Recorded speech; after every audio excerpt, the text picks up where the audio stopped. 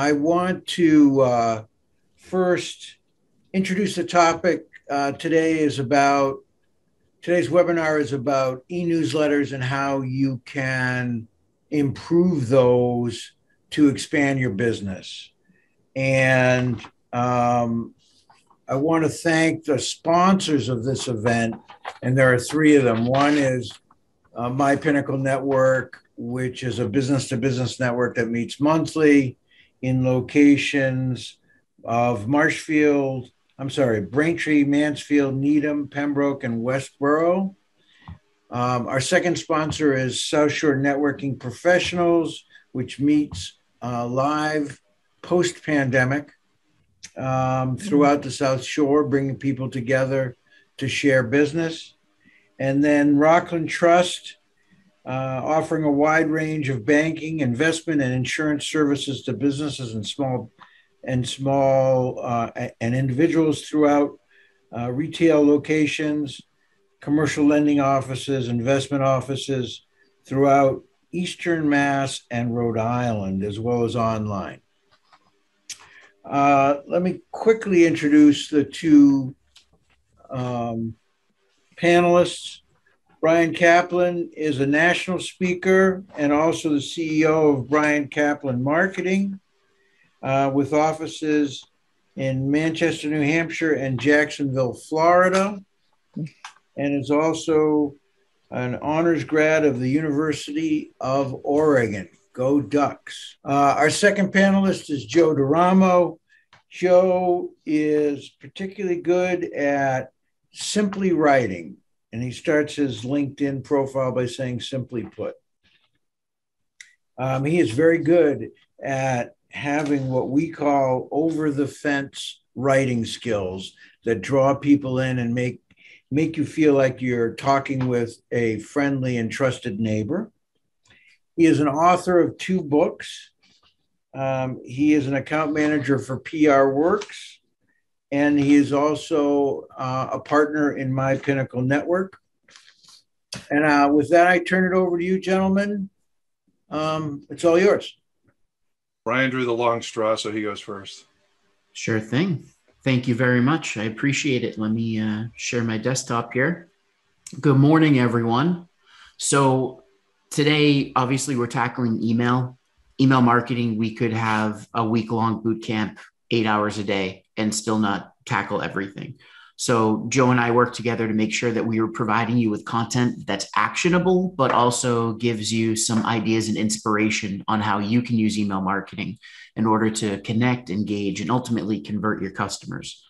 So thank you for the intro. Again, my name is Bryan Caplan. I'm actually a national speaker for both Constant Contact and the Grow with Google program. Usually I get to travel around the country, be in rooms of 50 to 500, and teach them how to use digital marketing to grow their business. We have Bryan Caplan Marketing. We're basically a full service, one-stop shop for website design, email marketing, content, video, basically anything you can do digitally, we can do for you.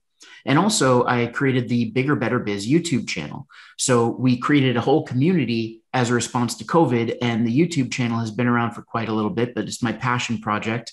And on that, we're sharing tips, tricks, best practices, short videos, longer videos, where we're educating you and really, again, giving you that inspiration to do something to build your marketing program. If you want to connect and learn with me, feel free. You can go to bryancaplan.com/go. And the first thing I want to do, talking about over the fence, I want to tell you a quick story. So it's no secret, no surprise. All of us were affected either personally, professionally, or both during the pandemic. In this case, I want to introduce you to MEYER the Hatter. So largest hat shop in New Orleans, located in the French Quarter. This is 5 generations in one building, right? And they have put in blood, sweat, and tears over the years, over 125 years, in order to build this legacy. We've been fortunate enough to work with MEYER the Hatter for the better part of 3 years on various digital marketing programs. But of course, last year was extremely tough. In fact, they kept getting dealt blow after blow. Not only was the French Quarter shut down, so no tourists, no one drinking, no one throwing beads, means nobody coming into the store, but also they had 3 hurricanes that hit them. And it seems like that's a constant theme. So What are these guys to do? Well, some sound bites that I had from calls with MEYER the Hatter, with their team. Panic started setting in. What are we going to do without customers? I don't know how long we can keep this running. We're not going to make it. I think it ends with 5 generations. That one hit home. That's where I got all the feels when I heard that, because that's a legacy that's just disappearing. And their story was ending. And for us, we're not a transactional agency. We create a relationship and we want our clients to succeed. So we got to work figuring out how we could help them. They were all but doomed. But what I'm about to show you is the email approach we took in order to help them claw back in 2020.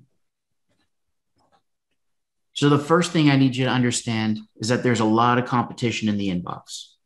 Listen, we just heard that some clients will join and start working with you if you promise that you're not going to send them emails. People don't like the noise in the inbox, but it doesn't have to be noise, right? The average person is getting anywhere from 75 to 100 emails a day, and a lot of them get caught in spam filters, fortunately. Then add on professional emails. Small business owner like yourself might be getting 150 upwards of 200 emails a day. There's a lot of noise. 306 billion emails were said to be sent every day at the end of 2020. And that number is just growing. So I got to ask, when you go to send an email, do you ever feel like Carol Burnett? You just want to pop your head into the wall and just be an ostrich and disappear, right? You know, it's one of those things where you sit down and you're like, I'm going to write this. I set aside the time. I have my coffee. I'm going to write. And then you just sit there and stare. You're like, what the heck am I going to write? It doesn't have to be that way. In fact, a lot of people obviously think it's daunting. You know, they don't know what to send, don't want to annoy their customers, takes too long, not a good writer. Trying to get people to open and click seems like it's an uphill battle they can't win. And a lot of the time I hear marketing just isn't my thing. I know my business. I know how to buy and sell houses. I know how to print stuff. I know how to write a press release. But when it comes to actually doing the marketing, it's not me. So today for the agenda, because I have about 20 minutes, we're going to talk about some different types of emails. I'm going to show you a simple formula to any email. And then I'll share a quick story about the 5,000 email that we created. And before we talk, you have to understand that there are different types of emails, right? So what types of emails do we want to send? Is it something where we're trying to get people to do something and take action? Is it something where we're trying to inform them, educate them, keep them in the know, in the loop? They can also be time-based.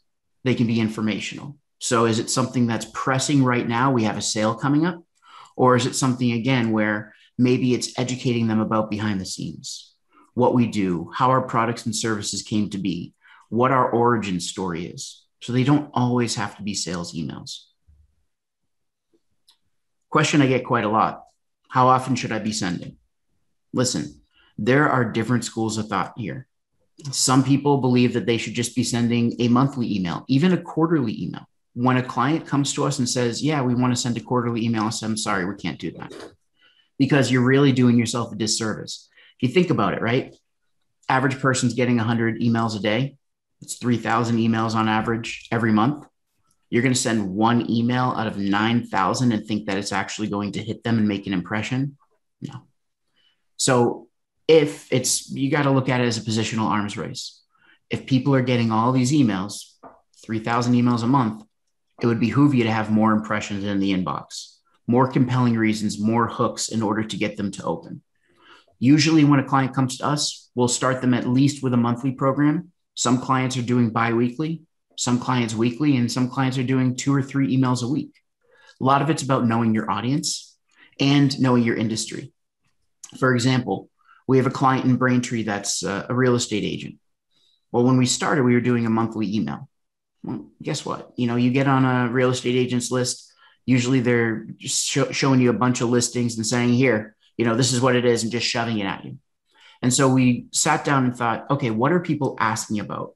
What are the frequently asked questions you get? What are the things that you find yourself saying when you're doing a pre-listing or when you're taking people on a tour of different homes?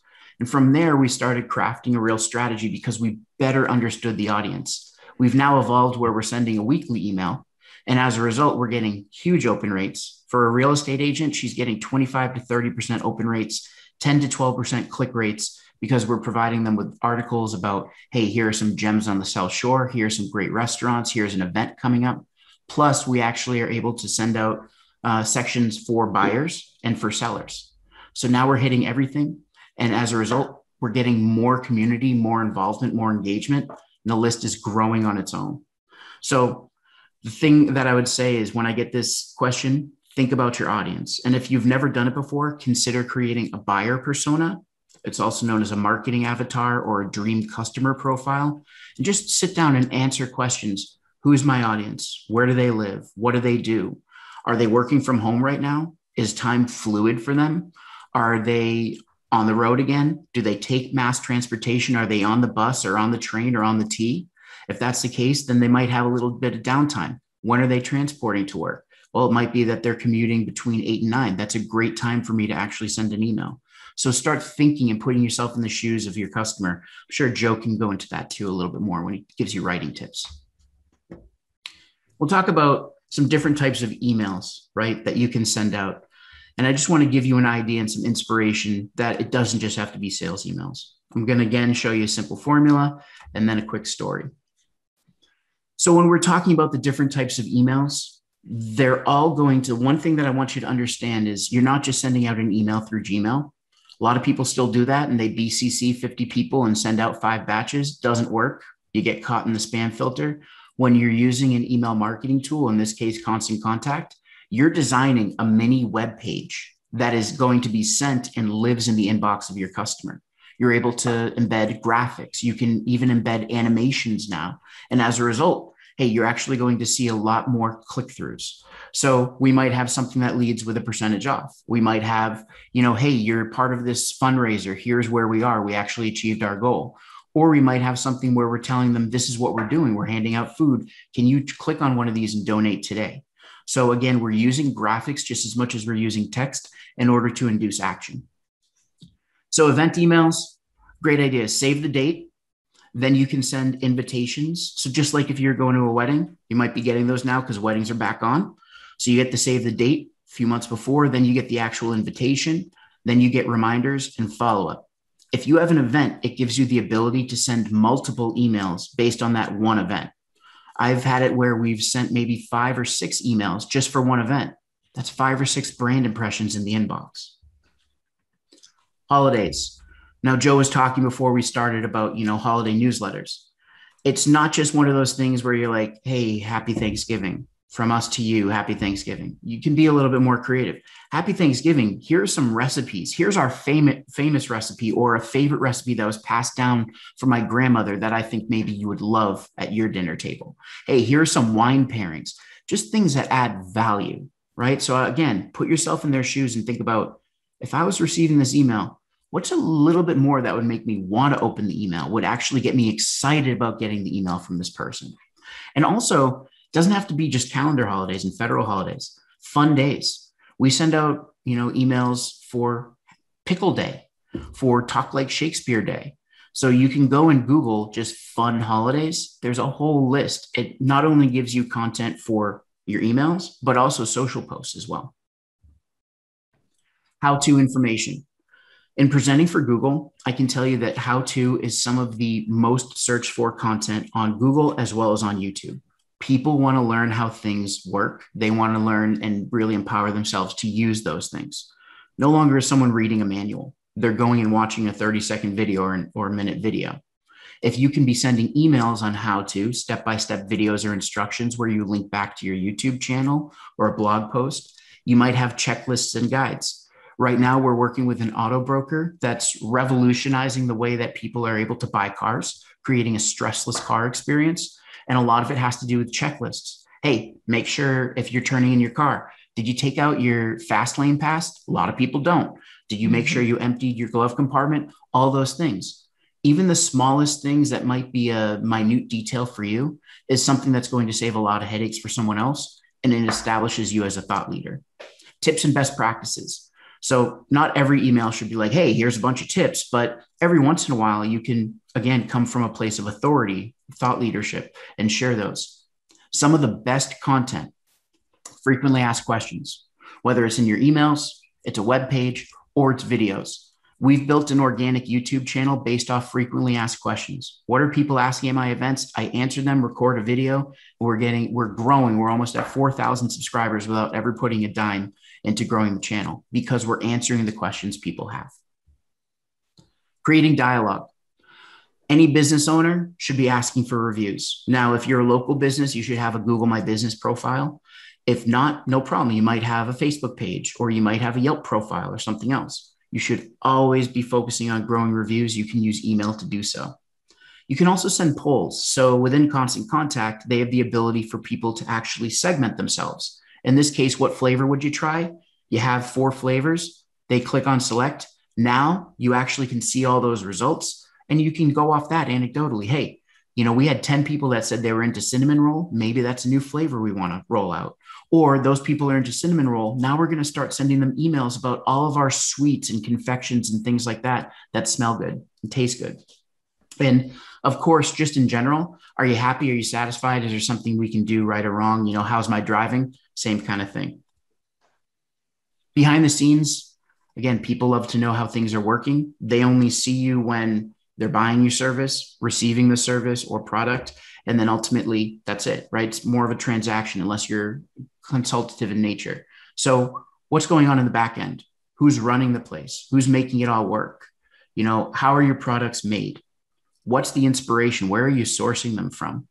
And also, what's your inspiration? So a lot of people, when we're talking about for a certain service, your muse, right? With writing or in art, you have muses.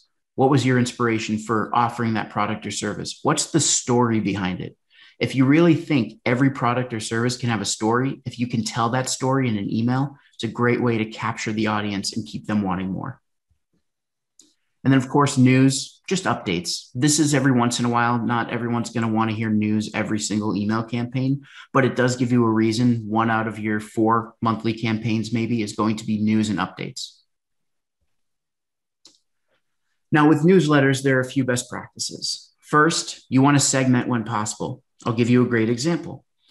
So my insurance company signed me up, and I have home, I have auto, and I have business insurance.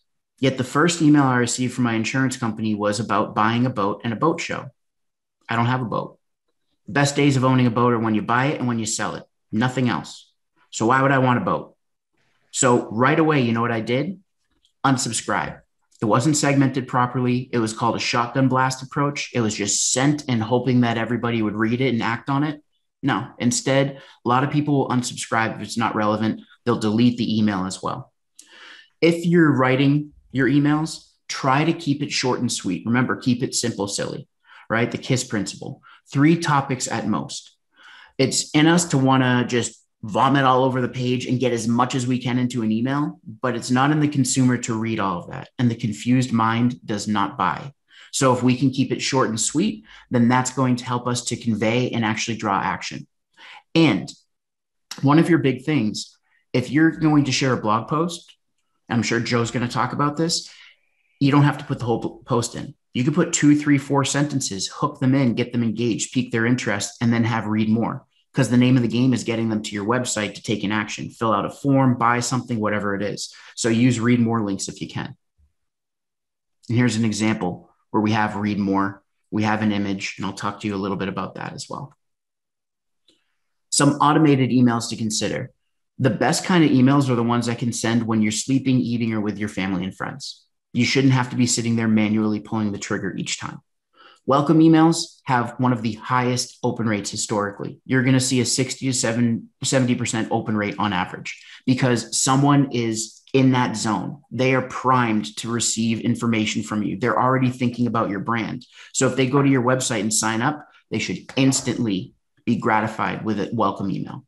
And that could be something with, hey, thanks. It might be a coupon you offer. It might be a guide or a PDF that you offer. It might be a video or a playlist or a course that you offer. But whatever it is, you want to greet them, thank them. And in a welcome email, you also want to set expectations. Hey, we're going to send a monthly campaign or a weekly campaign. Keep an eye out. Here are the things that we're going to send to you. We want to make sure we're providing value. And if you ever have questions or you want to see something in the newsletter, just reply and let us know. We're always trying to improve it. Anniversary emails. Hey, for the realtors on the line, house anniversary.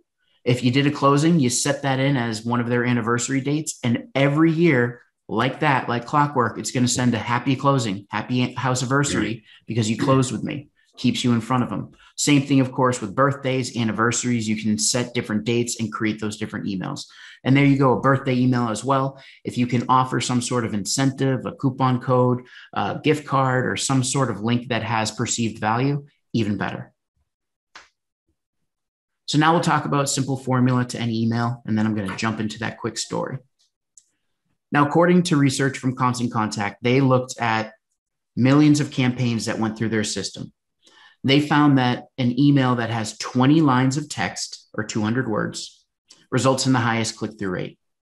So, it's a heuristic. It's not like you have to be sitting there counting your words or counting your number of lines, but a little less than that, okay, it's not giving them enough to compel them to click. More than that, it's overwhelming them. Analysis paralysis. There's too much for them to process. They're not going to take action. So they found that sweet spot right there. Now, simple formula for when you're sitting there thinking, what the heck am I going to write? Picture, paragraph, call to action. Use stock photo sites, Pexels, Pixabay, Unsplash. Never, ever use Google Images, ever.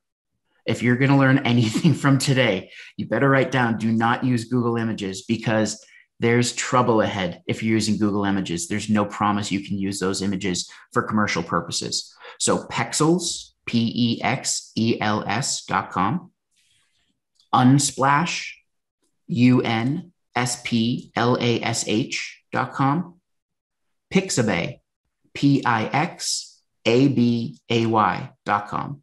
All free, have different types of photos, graphics. Go grab from there, download. You don't have to add attribution. You don't have to cite your source, but you can use those. If you can use your own photos instead by using your phone, which there you go, definitely consider that. Paragraph, again, it could just be a few sentences. You could have multiple paragraphs and hit that 20 lines. And then your call to action should be a button. You can have links in your paragraph that are text that's hyperlinked, but you should always have a button telling them what to do, giving them, a little bit more action. Your subject line is super important. So we all know that attention spans are just declining, right?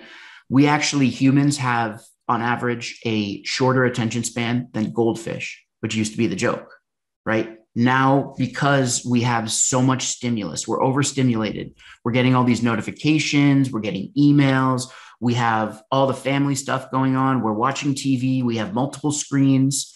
For me, I have 2 kids, 2 puppies, and I just got diagnosed with ADHD. Wonderful. I have no attention span.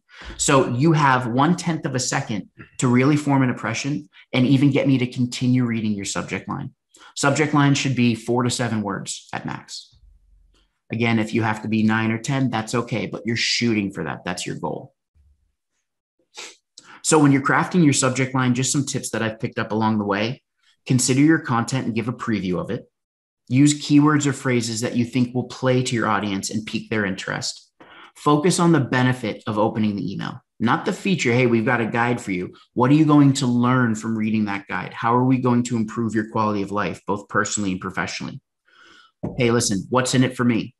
We're all egotists at the end of the day. It's all about survivance, self-preservance. So, hey, what's in it for me? How is me reading your email going to help me? Try to think of that. If you can use the word you in your subject line, the second person, you or your, really good way to connect with a reader and get them to at least think, oh, it's about me. Why should they care? Simply put, just like Joe says, simply put, you should care because X, Y, Z. Or how can it help me? Again, how can it increase the quality of my life? Some subject line ideas, make them laugh. Comedy is a great way to break through the monotony and the minutia of the inbox. use numbers. If you can use numbers and you create a listicle, meaning, 5 tips, 3 tips, top 7 things to consider, then you're already setting an expectation for time. This is going to take this long because I only have to read 7 bullet points. Questions. Are your investments working for you? Are you looking for an insurance agent that's wicked pissa? Then there you go. Be inquisitive, right? People love questions because then they're like, oh, okay, I have to answer that. If you're a nonprofit, pull up their heartstrings, take 5 minutes to help animals in need. The Sally Struthers for a cup of coffee a day, that kind of thing does play very well, especially for NPOs, nonprofit organizations. And one thing that we cannot deal with, most of us, is the fear of missing out, FOMO. So we want to create a sense of urgency. Reserve your spot today, last chance, don't miss out. It works, and I'll show you a case study that shows exactly that. Make sure you're keeping mobile in mind. Over 53% of all internet traffic is on mobile phones now. Google just came out with the Core Web Vitals update that focuses on user experience for mobile. It's not going anywhere. These laptops and desktops that we're using are going the way of the dinosaur. People are going to be on phones. They're going to be on tablets. We need to make sure that our emails are showing up properly in the inbox. Now, notice here, it's got to be short and sweet. Your 2-year-old, normal or gifted? Your child is 2 years old, wrong age, blah, blah, blah. Well, it has to be short and sweet and get to the point. I have a 4-year-old. Is my 4-year-old normal or gifted? I want them to be gifted. So I've got to read this email to see. So you're piquing my interest again. So I know there's been kind of a crash course really quick, but hopefully you've picked up some points and we do have the recording that you can watch again. Let me just finish off the story and show you about the $5,000 email.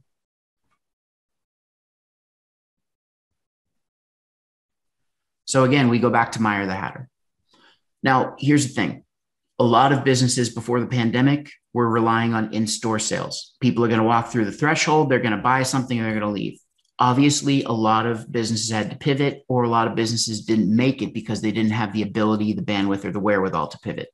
Fortunately for MEYER the Hatter, they had an online shopping cart. For 3 years, we had nagged them saying, guys, you got to update it. It's old, it's obsolete, it's not a good user experience. During the pandemic, we finally started working with them to build out a new website to create a better user experience so that people could virtually experience their hats and buy them. Now, with regards to email, we actually crafted, which seems funny, the same email campaign. We just put different lipstick on it, sent it 4 times, Thursday through Sunday, to promote a sale. With that same email, we netted $5,000 in online sales. And contrary to popular belief, the last email in the series, the 4th email, actually got over 40% of the sales. So a lot of people think I'm hucking them. It's going to be annoying. I'm going to put them out. Not in this case. It was actually creating more impressions, creating more FOMO, which I'll show you in a second, and induced more sales at the end of the day. So we talked about subject line, and here are the 4 subject lines we used.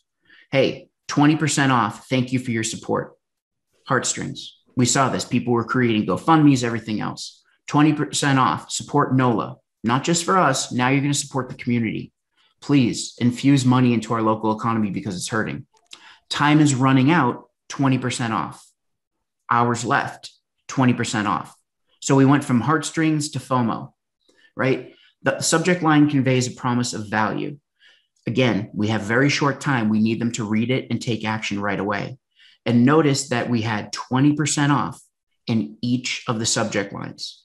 That's the big thing. If you open this email, you're going to save 20%. That's the benefit of opening this email. So I want you all to blink for a second and blink again. According to an MIT study, to blink an eye, it takes 300 to 400 milliseconds. To process an image, 13 milliseconds. It's called rapid fire processing. So if you do simple, stupid math on the back of an envelope, we could process nearly 30 images in the blink of an eye. Visuals matter. Photos matter. And especially if you can take your own photos to convey exactly what you're feeling, what's going on with your business, even better. Now, I want you to just think for a second. You're looking at this. What does this image tell you right away? It tells you that they're shipping orders. It tells you that they're busy. It tells you that they're still working. They're still in business. They refuse to quit. So it's all depending on how you're looking at the email and how it's framed for you, the emotional state you're in. But at the same time, I see, oh, I can still support them. I can still buy hats and they can be shipped to me. I don't have to walk in store. Now, on top of the images, big thing is a compelling offer. So a compelling offer, it's going to pique the interest, right? It's basically bringing them to a point where they need to take action. Hey, we're offering full 20% off all orders of 75 plus. Again, take 20% off orders 75 plus. There's some rhyme to the rhythm. There's a reason for this. We're saying it twice, not because we're, Pete and repeat. It's because we want people to know that this is what is happening. If you actually click on that button, shop now and get 20% off, you're going to get 20% off. We're hammering it in their heads. And sometimes you have to think of, the lowest common denominator, the person that's going to show up to the party late, if you will. You have to paint a picture for them and tell them, here's what's going to happen. And you have to repeat it multiple times. We also, again, clear call to action. Now, call to action, it's action words, it's verbs. Right now, shop now, get your seat, claim your spot, don't miss out. Call to action is when you're instructing people on what to do. We've been hardwired from a very young age to follow instructions. Hey, when I tell my kids, eat your dinner, Bryce, sit down. He looks at me, dances for a second, and then sits down. Well, that's hammered in his head. It's hardwired. Soon enough, he gets buttons like this. He knows, oh, click on this, shop now. So again, you want to think about your calls to action. I'm sure Joe will go more into that too. So what became of MEYER the Hatter with all of this? And like I told you, we built a brand new website for them. We revolutionized the way that they were actually reaching their customers and the overall customer experience. We focused on their Google presence. Remember, I told you about reviews. Very important that they collected reviews. As a result, when you search for New Orleans hat shops, they show up at the top, not only in the local pack, but also their website. And you see glowing reviews where people are taking photos as well. And they're back stronger than ever. This was an email that they sent just recently before I went to an event in Louisville, Kentucky, and they're super happy. They're seeing not only in-store sales because Nollins is back, they're also seeing online sales. So they realize that they now have two ecosystems, two revenue streams, and they're really treating both equally because they see the value in them. So they're hedging their bets. So the name of the game, guys, you don't have to feel like this when you're coming up with emails. Again, this was a fire hose and I get it. I only had 30 minutes, but I want you to understand that some of the tips I just showed you have been used, do work, and can work for you. So with that, what I'll do is I'm going to hand it over to Joe. Bryan, thank you. This is Steve Dubin chiming in. I wanted to ask a couple of questions before you go. Sure. Or before we transition to Joe, and perhaps either of you can answer. I have two questions. So what we hear from clients is, I haven't done a good job of collecting email. Now what do I do to generate an e-newsletter? And the second and follow-up question related to that is, what is very popular now is artificial intelligence to cross-reference, for instance, a LinkedIn segmented group to find email addresses as well as even phone numbers. We happen to use a system called seamlessai.com that is very good at finding legitimate email addresses, oftentimes their corporate address as well as their personal address. So can you, both of you, give us some feedback on how to build an email list and the value of using other resources for that list? Sure. Joe, do you mind if I go? Yeah, I'm trying to get my bearings here. So maybe you could take off the share screen, and then I actually lost internet access. I don't know if anybody even noticed, but well, welcome back. Thanks for gracing us with your presence. We appreciate it. So, Steve, good questions. First off, with email list growth, the first thing I'm going to say is never buy a list. Don't. It's the easy way out, and it seems like, oh, for $500 I can get thousands of emails. Doesn't work. You hit spam traps, your account will be shut down right away. So don't take the easy way out. Number two, when it comes to the idea of growing your list, one effective way is to have what we call a lead magnet. If you go to my website, you'll see that we have an ebook you can sign up for. We just created a SMART goals worksheet. We have the ability to apply for our blueprint sessions where you can work with us. Those are all ways for us to grow our list and still help customers, right? So it's kind of creating different hooks, if you will, thinking about if you're a fisherman, fisherwoman that's going out and you're actually going to use different hooks and different bait for different types of fish. So that would be number two. Number three, for any website that we build, we're looking at how we can introduce some sort of moving effect. So when I say a moving effect, it could be a pop-up. It could be a rolling bar that comes from the bottom or the top of the screen. It could just be a bar that sits at the top that says, hey, join our list and get blah, blah, blah. So some sort of incentive. If you can use some sort of moving effect like a pop-up, that's a really good way. The thing with pop-ups, and I just wrote about this, you don't want it to be one of those full screen pop-ups that people can't find the X and really have a bad user experience as a result. But you still can use something that takes up a little bit of the screen, shows up after a few seconds, and gives them some sort of incentive to grow your or to join your list. Okay, thank you. And I'll talk to you offline about seamless AI. I think some of this new AI technology actually connects you to targeted prospects that you can warm up without burning out. Yep. So that's a sort of a separate topic entirely. Sure. And Joe, it looks like you're back in full force. Do you want to share the screen, or you want to respond to either of those questions about developing an email list? Well, I mean, just kind of to echo what Bryan was saying about lead magnets and ebooks, that's a great way. Certainly events like this and the types of things that Bryan does, those are great ways to develop your list as well. LinkedIn used to give you access to people on your who are your connections. Now they don't, or it's very subjective. That was a good way to develop your list. Again, it's tricky in terms of you don't want to be accused of spam, but I think events, lead magnets, things of that nature, when you do, as we go back to live events, in-person events, or events like this, getting people's business cards and including them on your list, I think is the way to go. I'm going to share my screen, Steve, before, I don't know what the other question was, but no, go right ahead. Okay.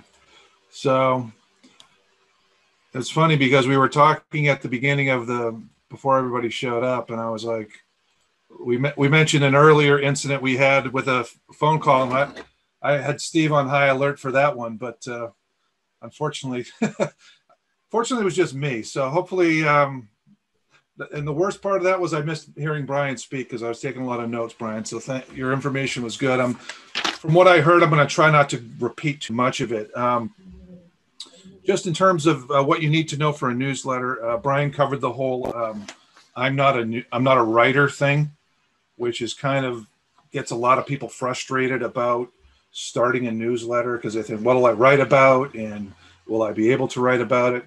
Clearly, there are companies and people who do this kind of work. Bryan's company does this, as you heard very well. PR Works does it. Just again, we talked about earlier the win-win of a newsletter where it's worth having just because people get that extra touch. They'll see you in your Outlook inbox and they'll say, "Oh, there's something from Steve again. Wow, what's he up to?" Basically, we do want people to read it, and there are ways to do that, but it's really it's kind of a win-win situation. And I'm going to go back to what we were talking about at the beginning, where I did put together a holiday newsletter, and back in 1997, it was hard copy.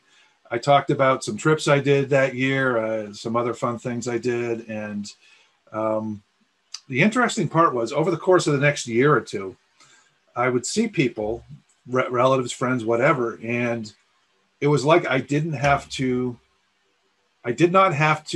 tell them what I've been up to. They already kind of had an idea.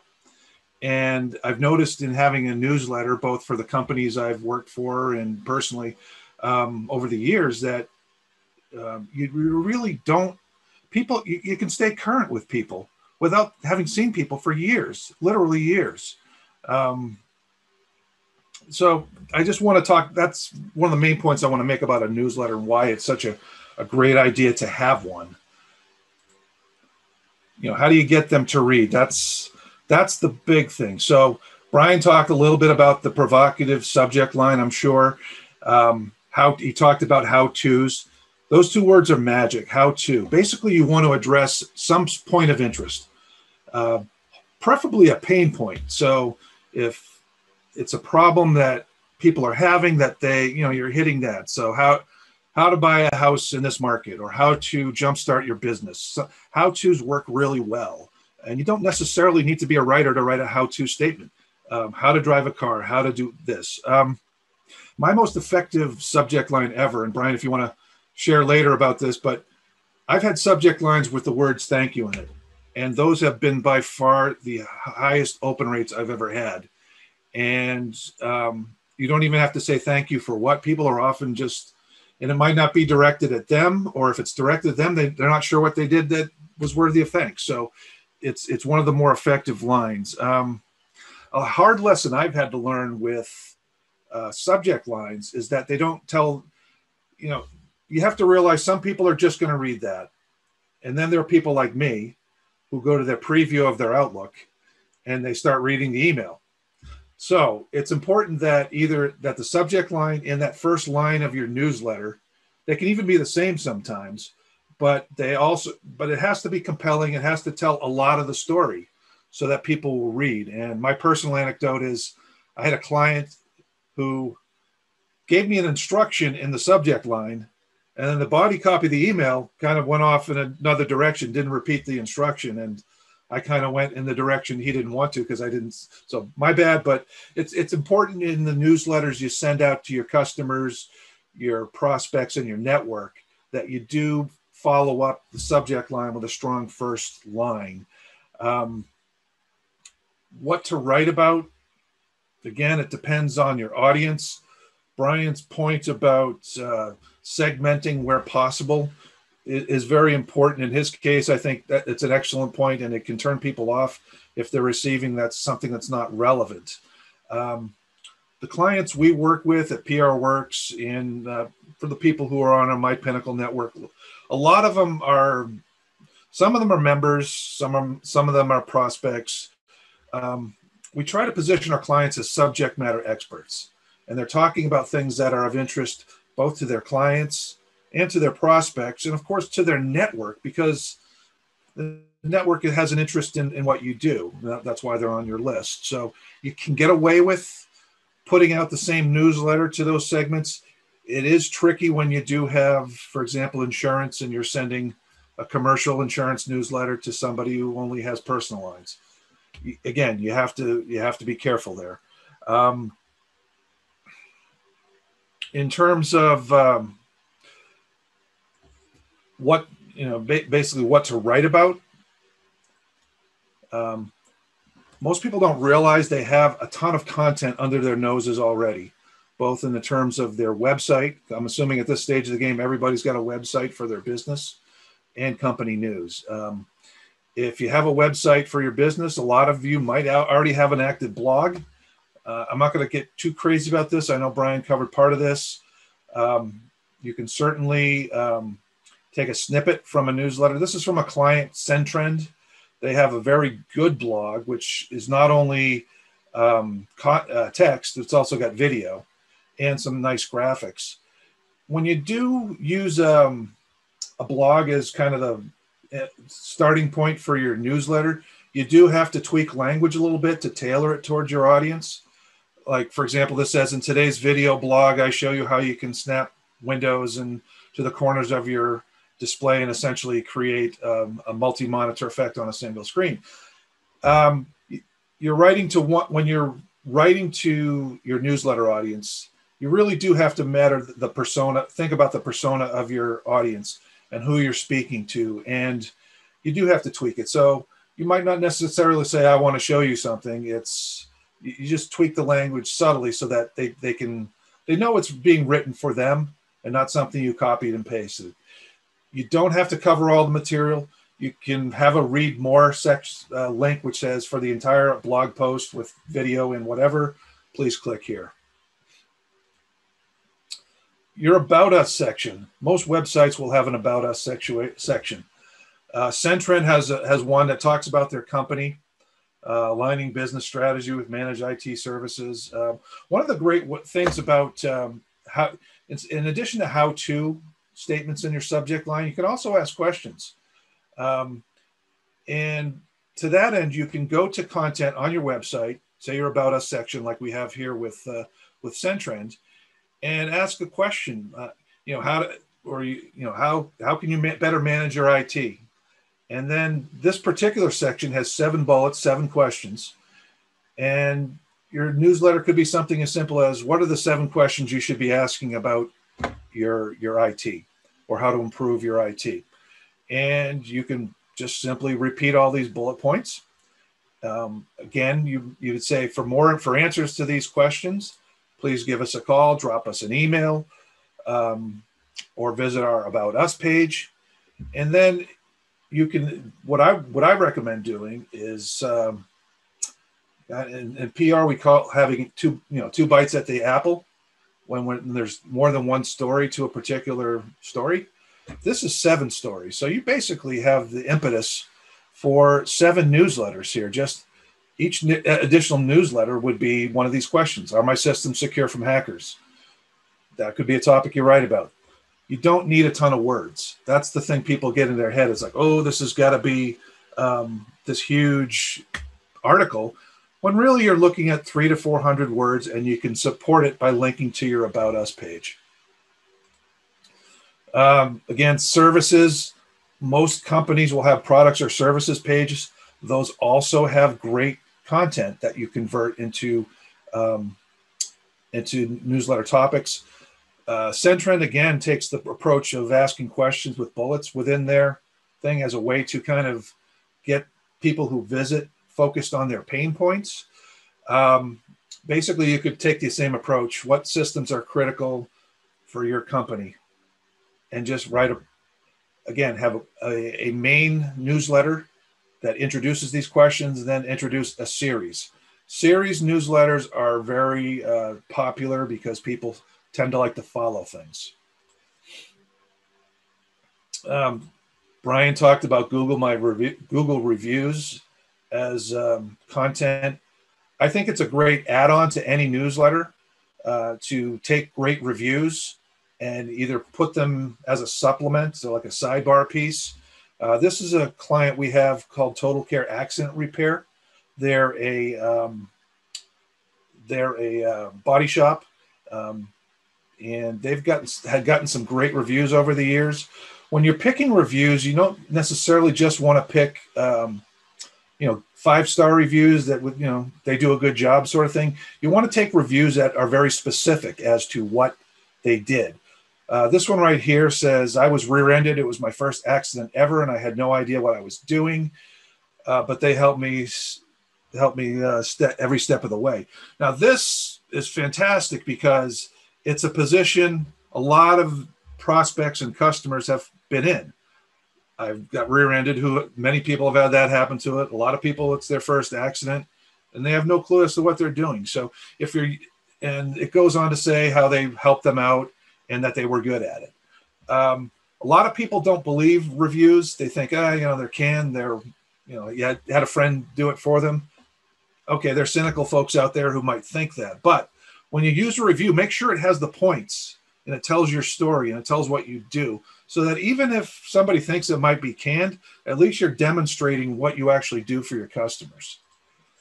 And I'm looking at our time, so I'm going to hurry up here. Bryan talked about this as well, and this is a client newsletter for a general contractor.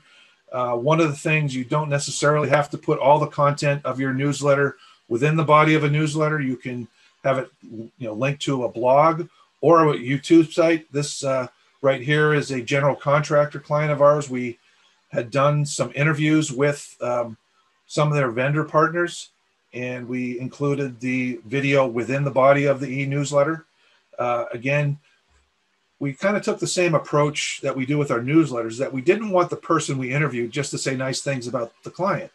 We wanted to tell them, how they work together, the problem they solved, and to really demonstrate their expertise. This particular client is South Coast Improvement Company. They're a general contractor. Their specialization is renovations and occupied assisted living facilities. And for a number of years, since the person the email is from gets a lot of the bounce backs when folks are on vacation, I was set as that person for a number of years. So consequently, I would get a lot of emails responding to this newsletter from prospects who would say, hey, we've got this thing coming up, and would you be interested, or would you like to bid on it? And the interesting, that's great, but the interesting part was it was from newsletters that had been out 6, 7, 8, 9 months ago. So this newsletter was resonating with its audience to the point where they were actually keeping it for future reference. Company news, again, Bryan hit on that. New hires, volunteer work, spotlighting employees, spotlighting works in the community, all good stuff. Some companies don't like to talk about employees because sometimes your list can include recruiters or your competitors. And I know the general contractor is hesitant to do that. So it's something to be wary of. Oops, go back to here. Sorry about that, gang. Let me just go back a couple here. Back to this slide. Some companies, corporations, franchisors will provide content for their franchise owners and franchisees. So that might be a source you have available to you that you're not aware of. So I would check that out. Additionally, one thing, and Bryan mentioned this before with his realtor clients regarding holidays, having suggestions. It has for different, like Thanksgiving, have recipe tips, things like that. This is, darn it. Again, sorry. Just the technical snafus. Anyways, let's see.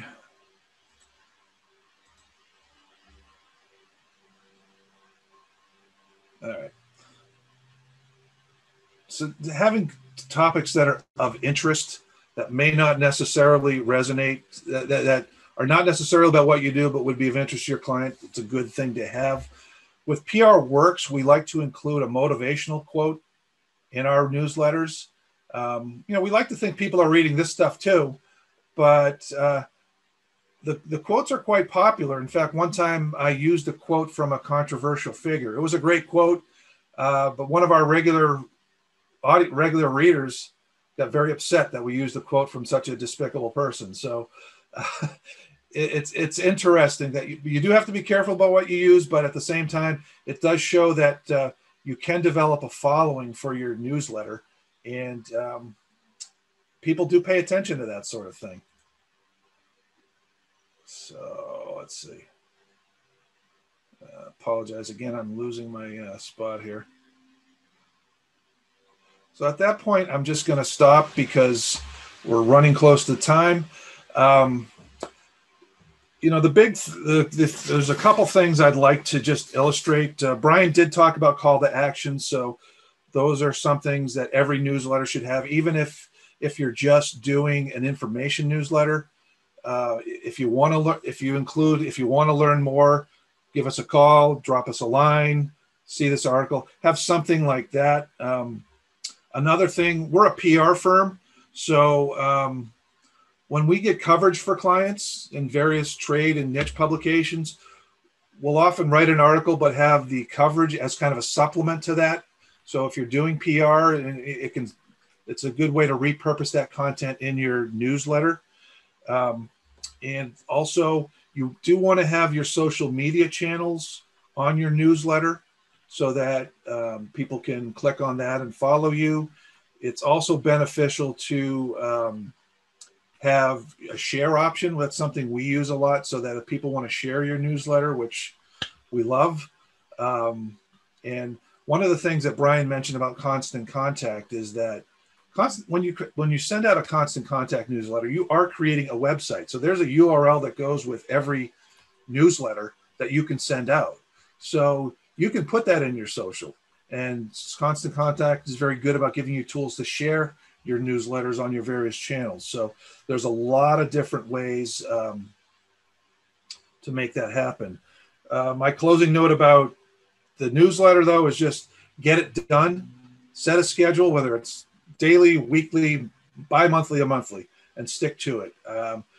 With a few exceptions, when Monday morning, 8 o'clock, most people on our list will receive the My Pinnacle Network newsletter.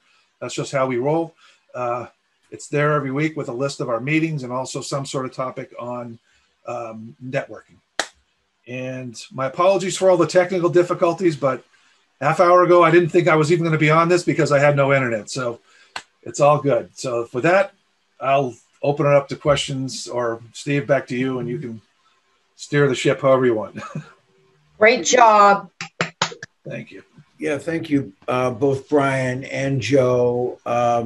And I want to just, before we leave, any final shout out questions from those who are on with us today? And if not, I want to encourage you, as I did in the chat, if you know of someone who has valuable information for our business audience, or perhaps you do, please let me know. We do monthly webinars, and we'd love to share good, useful information on an ongoing basis. I thank everyone for joining us today, and we will be sharing the recording of this with everybody who was on. So thank you for being here, and we'll see you down the road.